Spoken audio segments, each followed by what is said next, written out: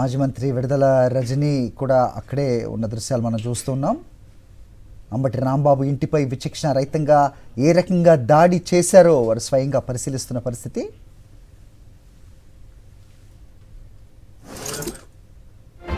అంబటి రాంబాబుని అంతమొందించాలనే ఉద్దేశంతో పెద్ద ఎత్తున వేల సంఖ్యలో ఒక్కసారిగా టీడీపీ గూండాలు రెచ్చిపోయారు. వారి ఇంటిని అలాగే ఇంటి ముందున్న వాహనాలను ఆఫీస్కు కూడా నిప్పెట్టారు. కుటుంబ సభ్యులపై కూడా వారిని కూడా భయభ్రాంతులకు గురి చేసిన పరిస్థితి. రాత్రి వాళ్లకు రక్షణ ఎవరు ఏంటి అనేది వాళ్ళంతా కూడా భయకంపితులైన పరిస్థితి. రాత్రి అంబటి రాంబాబుని అరెస్ట్ చేసి తీసుకెళ్తున్నప్పుడు కూడా ఆయనపై దాడికి ప్రయత్నించారు. పెద్ద సంఖ్యలో గుంటూరు వెస్ట్ ఎమ్మెల్యే గల్లా మాధవి ఆధ్వర్యంలో జరిగిన ఈ దాడి అంబటి రాంబాబును అంతమొందించడమే పరమావధిగా జరిగిన దాడిగా చూడాల్సిన అవసరం ఉంటుంది. దేవదేవుడు తిరుమల వెంకటేశ్వర స్వామి ఆలయం అలాగే ఆ ప్రసాద ప్రతిష్టను దెబ్బతీసేందుకు చేసిన కుట్ర అది అవాస్తవమని బట్టబయలడంతో దాన్ని జీర్ణించుకోలేక డైవర్షన్ పాలిటిక్స్లో భాగంగా అంబటి రాంబాబును రెచ్చగొట్టి ఆయన గోరంట్ల వెంకటేశ్వర స్వామి దేవాలయం నుంచి ఇంటికి తిరిగి వస్తున్న క్రమంలోనే పెద్ద ఎత్తున టీడీపీ గూండాలు అక్కడ చిల్లీ సెంటర్ వద్ద గుమిగూడటం, వాళ్ళకి కాపలాగా పోలీసులు ఉండడం కూడా ప్రత్యక్షంగా విజువల్స్లో మనం చూసాం. అనంతరం అంబటి రాంబాబుపై దాడికి దిగారు. ఆయనని దుర్భాషలాడుతూ ఆయనపై దాడికి దిగిన క్రమంలో ఆయన వారిని నిలువరించే ప్రయత్నంలో ఆయన మాట్లాడారని కూడా ఆయనే స్వయంగా నిన్న చెప్పారు. అనంతరం జరిగిన పరిణామాలు పెద్ద వేల సంఖ్యలో ఆయన ఇంటిపై, ఆఫీస్పై అలాగే కుటుంబంపై కూడా వారికి దాడికి ప్రయత్నించిన పరిస్థితి. నిజంగా ఒక్కసారి ఏం జరుగుతుందో అర్థం కాని స్టేజ్లో అంబటి రాంబాబు దంపతులు ఇద్దరు ఇంట్లోనే లోపల గడియ పెట్టుకుని ఉండిన పరిస్థితి. అనంతరం 5 గంటల పాటు దాడి యథేచ్ఛగా కొనసాగింది. విధ్వంసమే రాజ్యవేలింది. అనంతరం పోలీసులు అక్కడికి తాపీగా చేరుకుని అంబటి రాంబాబుని రాత్రి 10:40 అరెస్ట్ చేసి తీసుకెళ్తున్న క్రమంలో కూడా పోలీసుల అక్కడే వాళ్ళ ప్రత్యక్షంగా పోలీసుల ముందే మళ్ళీ అంబటి రాంబాబుపై దాడికి దిగటం, ఆయనని అంతమొందించేందుకు ప్రయత్నించడం పలువురిని విస్మయానికి గురి చేసింది. తర్వాత పాలకొండ పోలీస్ స్టేషన్లోనే అంబటి రాంబాబుని ఉంచారు. ఆయనను చూడడానికి ఎవరికి కూడా అనుమతి లేదంటూ వారందరినీ వెనక్కి పంపించేసిన పరిస్థితి. ఉదయాన్నే ఆయనకు అందాల్సిన మెడిసిన్స్ కూడా అందివ్వకుండా దానికి అనుమతి లేదని వెనక్కి పంపారు. వైఎస్ఆర్సీపీ లీగల్ సెల్ నాయకుల్ని వారు వెళ్ళినప్పటికీ కూడా వాళ్ళకి కూడా అనుమతిని నిరాకరించారు పోలీసులు.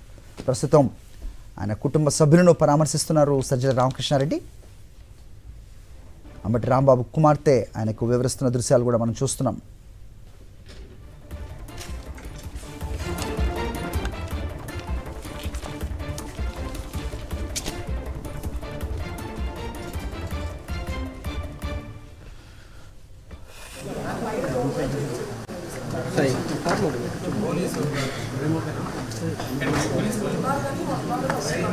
వాళ్ళ ముందే చేశారు. సార్ మా కరెస్పాండెంట్ అశోక్తో మాట్లాడదాం. అశోక్, చెప్పండి. సజ్జల రామకృష్ణారెడ్డి అంబటి రాంబాబు కుటుంబ సభ్యులను పరామర్శిస్తున్న విజువల్స్ మనకు కనిపిస్తున్నాయి. చాలాసేపు వాళ్ళని కూడా పోలీసులు అడ్డుకున్న సిచ్యువేషన్ మనం చూసాం ఇంతకు ముందే. సో దాడికి ప్రయత్నించిన వేలాది మంది టీడీపీ గూండాలను అడ్డుకోలేని పోలీసులు ప్రస్తుతం పరామర్శకు వస్తున్న వీళ్ళని ఎందుకు అడ్డుకుంటున్నట్టు, ఏం జరుగుతోంది అక్కడ, ఏంటి మీదకి ఇన్పుట్స్? అని పోలీసుల వైఖరి చూస్తే పూర్తిగా ఏకపక్షంగానే ఉందని చెప్పుకోవచ్చు. ఎందుకంటే నిన్న దాదాపుగా 7 గంటల పాటు టీడీపీ గుండాలు మాజీ మంత్రి అంబటి రాంబాబు ఇంటిపై పడి ధ్వంసం చేసి ఆయన కార్యాలయంతో పాటు వారందరూ కూడా తీవ్ర భయభ్రాంతులకు గురి చేశారు. ఆ సమయంలో పోలీసులు ఉండి కూడా కనీసం సురక్షకు పాత్ర వహించారు. ఏ ఒక్క టీడీపీ గుండాను కూడా వారు అడ్డుకున్న పరిస్థితి లేదు. కానీ ఇప్పుడు ఎవరైతే వైఎస్ఆర్సీపీ నేత అంబటి రాంబాబుకు సంబంధించిన ఇంటిని పరిశీలించేందుకు వైఎస్ఆర్సీపీ నేతలు సజ్జల రామకృష్ణారెడ్డితో పాటు అలాగే వైసీపీ ముఖ్య నేతలంతా కూడా వచ్చిన పరిస్థితి కనబడుతుంది. వారి కుటుంబం ఎవరైతే అంబటి కుటుంబ సభ్యులు ఉన్నారో వారితో మాట్లాడే ప్రయత్నం చేస్తున్నారు. అందులో భాగంగానే వారు ఇక్కడ చేరుకున్న సమయంలో పోలీసులు పెద్ద ఎత్తున వారందరినీ కూడా అడ్డుకున్నారు. బ్యారికేడ్లు పెట్టి అడ్డుకున్న పరిస్థితి. వారెవరు కూడా లోపలికి వెళ్ళటానికి లేదంటూ కూడా చాలాసేపు వారితో వాగ్వాదానికి దిగారు పోలీసులు. అయితే వైఎస్ఆర్సీపీ నేతలు ఎందుకు నిన్న ఎంత ప్రొటెస్ట్ చేయలేని వాళ్ళు ఈ రోజు మమ్మల్ని ఎందుకు అడ్డుకుంటారని గట్టిగా నిలబెట్టతో ముఖ్యమైన నాయకులను మాత్రమే లోనికి పంపించారు. వైఎస్ఆర్సీపీ కార్యకర్తలు ఎవరిని కూడా ఆ బ్యారికేడ్లు దాటి అనే పరిస్థితి అయితే కూడా కనపడుతుందని చెప్తూ వారందరినీ కూడా పూర్తి స్థాయిలో అడ్డుకున్నారు. ఈ క్రమంలో వైఎస్ఆర్సీపీ పార్టీ కార్యకర్తలు పోలీసుల తీరుపై ఆగ్రహం వ్యక్తం చేసిన పరిస్థితి కనపడుతుంది. ఎందుకంటే నిన్న నిన్న మధ్యాహ్నం నుంచి నిన్న అర్ధరాత్రి వరకు కూడా గుంటూరు నడిబొడ్డున ఉన్న అంబటి ఇంటిని ఇంత తీవ్ర స్థాయిలో టీడీపీ బృందాలు వచ్చి టీడీపీ ఎమ్మెల్యే సమక్షంలోనే అంత దాడి చేస్తున్నప్పుడు ఏ మాత్రం స్పందించని పోలీసులు ఈ రోజు ఎందుకు మమ్మల్ని ఇంత ఈ తరహాలో మమ్మల్ని ఆదుకుంటున్నారు, మేము కూడా మా నాయకులకు సంబంధించిన ఇల్లుని ధ్వంసమైన ఇల్లుని మేము పరిశీలించాలి, వారి కుటుంబ సభ్యులకు మేము కూడా భరోసాగా నిలవాలంటూ కూడా వారందరూ అడుగుతున్న పరిస్థితి. కానీ పోలీసులు మాత్రం ఏకపక్షంగానే వ్యవహరిస్తున్న పరిస్థితి కనబడుతుంది. మరోవైపు కొద్దిసేపటి క్రితమే వైఎస్ఆర్సీపీ ముఖ్యమైన నేతలు రామకృష్ణారెడ్డితో పాటు ఎమ్మెల్సీలు అలాగే మిగిలిన నాయకులంతా కూడా అంబటి నివాసానికి చేరుకున్నారు. లోపల అంబటి కుటుంబ సభ్యులతో కూడా వారు మాట్లాడుతున్నారు. నిన్న దాడి జరిగిన సమయంలో అసలు ఇక్కడ ఎలాంటి పరిస్థితి ఉందన్నది కూడా వారు తెలుసుకున్నారు. ఎందుకంటే నిన్న 7 గంటల పాటు వారిని నిర్బంధించినప్పుడు అంబటి రాంబాబు, ఆయన సతీమణి, అలాగే మరికొంతమంది వైఎస్ఆర్సీపీ నేతలు, కార్యకర్తలు దాదాపుగా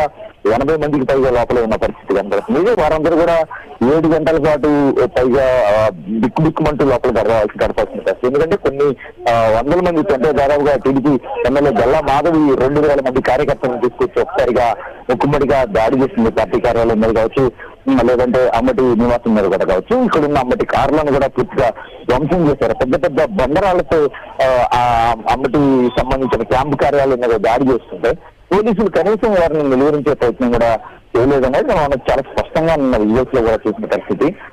కేవలం ఈ ఇంటిని వీటిని ధ్వంసం చేయడమే కాకుండా ఇటు పార్టీ కార్యాలయంతో పాటు అంబటికి సంబంధించిన 4 వాహనాలకు సంబంధించి కూడా వాటిని ధ్వంసం చేయడం, ఒక 2 కార్లకు నిధి పెట్టడం కూడా జరిగిన పరిస్థితి కనబడుతుంది.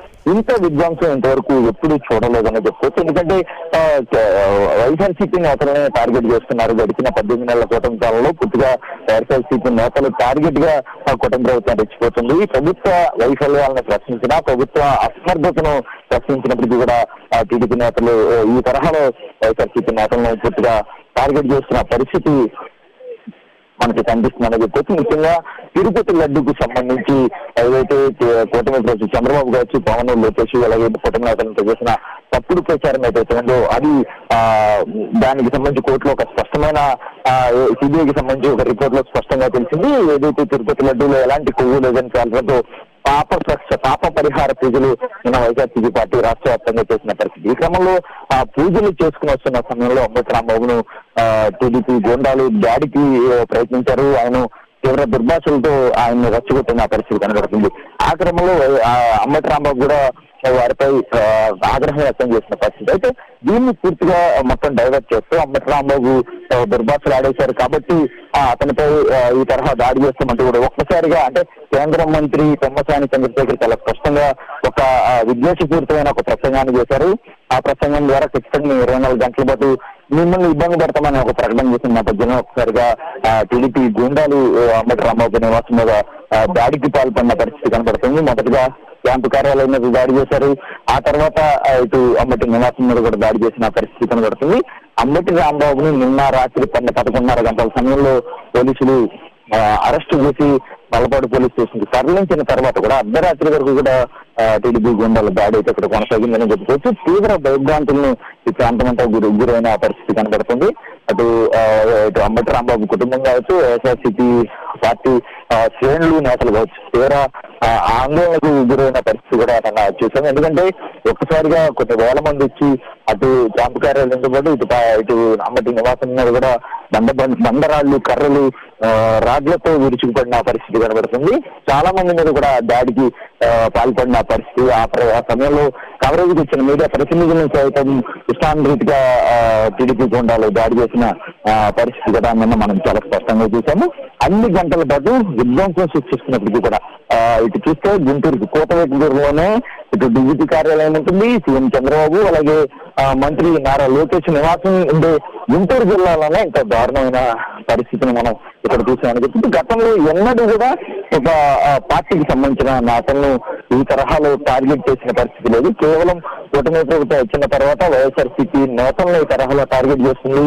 ఎవరు కూడా ప్రభుత్వాన్ని ప్రశ్నించకూడదు, ప్రభుత్వ లోపాలను ఎత్తి చూపకూడదు అనేది వారి ప్రయత్నం. ఖచ్చితంగా ప్రభుత్వాన్ని ఎవరు ప్రశ్నించినా కూడా ఇదే తరహాలో వారందరికీ కూడా దాడులకు పాల్పడుతున్న పరిస్థితి. అయితే ఇన్నాళ్ళు ఒకటైతే నిన్న అంబటి రాంబాబు నివాసం మీద కావచ్చు ఆయన కూడా హత్య చేసేందుకు ఒక ప్రయత్నంగా అనేది చెప్పుకోవచ్చు. ఎవరైతే నిన్న అంబటి రాంబాబుతున్న వైఎస్ఆర్సీపీ నేతలు కూడా మనతో ఆ నిన్నటి జరిగిన పరిస్థితిని కూడా పంచుకున్నారు. చాలా ఆందోళనకరమైన పరిస్థితులు, ఇంత విధ్వంసకరమైన పరిస్థితిని గతంలో మేము ఎన్నడూ కూడా చూడలేదని వాళ్ళు ఆందోళన వ్యక్తం చేస్తున్న ఆ పరిస్థితి కనబడుతుంది. ఎందుకంటే కేవలం గుంటూరు అనే కాదు, ఆంధ్ర రాష్ట్రంలో ఏనాడు కూడా ఒక రాజకీయ పార్టీ నాయకుడికి సంబంధించి ఇంత తరహాలో ఒక ప్రతిపక్షం ఉన్న నాయకుడి మీద ఈ తరహాలో దాడి చేసిన పరిస్థితి లేదు. అసలు ఏ పార్టీ మీద కూడా ఈ స్థాయిలో దాడి జరిగిన పరిస్థితి కూడా. కానీ కేవలం కుటుంబ నేతలు కక్షపూరితంగా తమకు ఎవరు ప్రశ్నించకూడదు, అలాగే రాజకీయంగా తమరు ఎవరు అడ్డుకు రాకూడదనే ప్రయత్నంలోనే ఈ తరహాలో వారందరిపై కూడా దాడులకు పాల్పడుతున్న పరిస్థితి. వైఎస్ఆర్సీపీ పార్టీలో కీలకంగా ఉన్న నాయకులు ప్రభుత్వాన్ని ప్రశ్నించే నాయకులను పూర్తి స్థాయిలో టార్గెట్ చేస్తున్నారు.